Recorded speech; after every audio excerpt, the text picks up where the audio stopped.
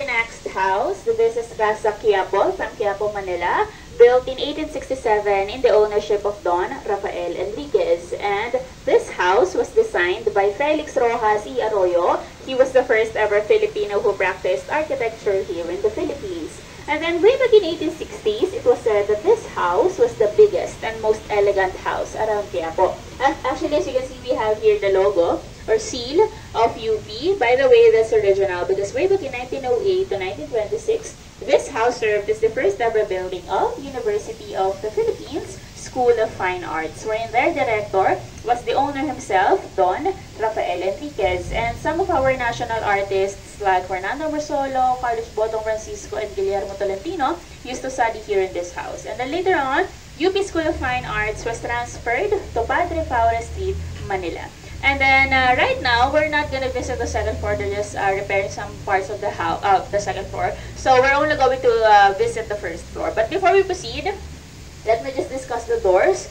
So since the house is quite big, it has two sets of doors. The bigger one, this is what we call Puerta Mayor, or in English, main door. It was used for kalesa or carriage. And then on the side, as you can see, we have a smaller one. This is what we call Postigo. So this is for people. Although you notice, the Postigo, it's a bit small compared to standard doors nowadays because before, Filipinos were short. So the typical height of, or maybe until now, so the typical height of Filipinos before was only 4'7", 4'9", 5 feet. Now, as you enter the door, if you don't bump your head here, it means that you're true-blooded Filipino, just like me. So don't bow your head, okay? Wala pong yuyuko.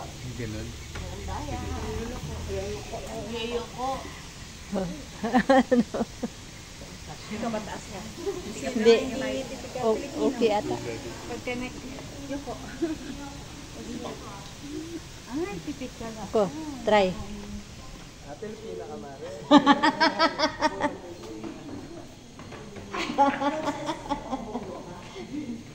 Oh, siya.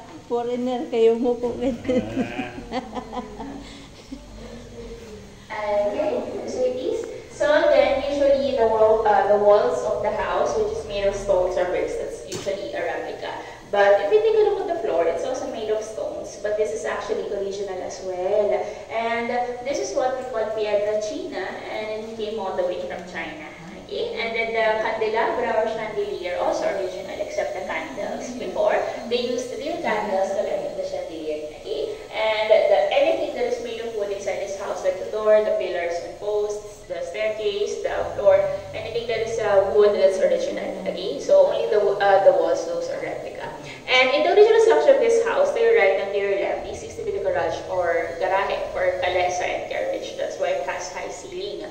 So right now, we're going to visit the first floor. This is our art exhibit. It's a collection of paintings, courtesy of Delas Artists Projects. So it's a group of aspiring artists here in Bataan, and to give them opportunity, their paintings are being displayed, and it's also for sale. So later, I'm going to give you a few minutes to take a look and take some pictures. But before we proceed, did you notice that as you enter the house, it seems a bit cooler? Mas malamig pa. Why do you think that is? Bakit pa? High ceiling, what else? Concrete, yes. Actually, it's cooler because may aircon po. There's aircon. Okay, so yes, but of course, because of high ceiling and stones, plus the aircon, that's why it's cooler. Okay, so let's take a few minutes. You can explore the rest of the first floor. Welcome to Casa Quiapo.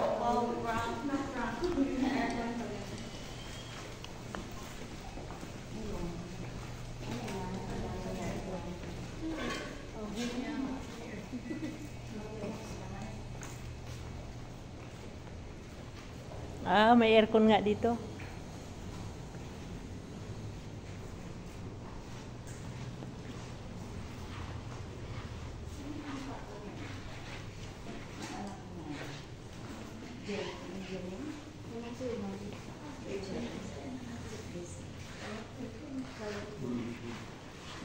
Ang ganda oh.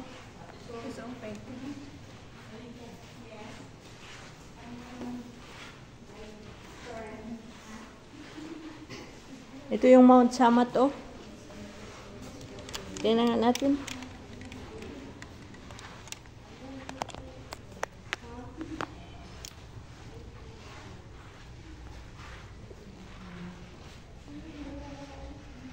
Ito yung ano, painting ng Mount Samat. Am I right? Yes. Then, ito yung sa Mount Samat, and then yung sa Ditmars. Oo, sa Kapas Tarlac. From Mount Samat to ano, Kapas Tarlac.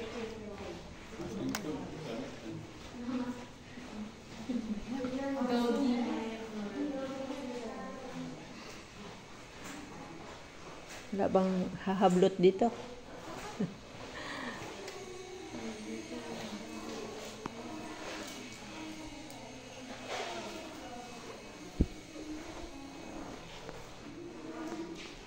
Hindi pala March pa, ano, March pala.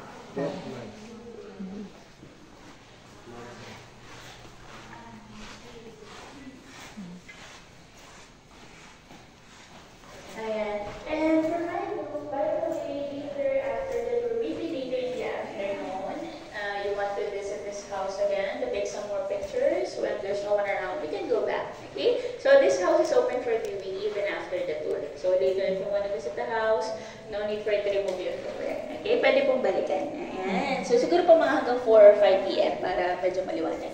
So for now, let's proceed to our third house. Then after that, isang bahay na lang po. So let's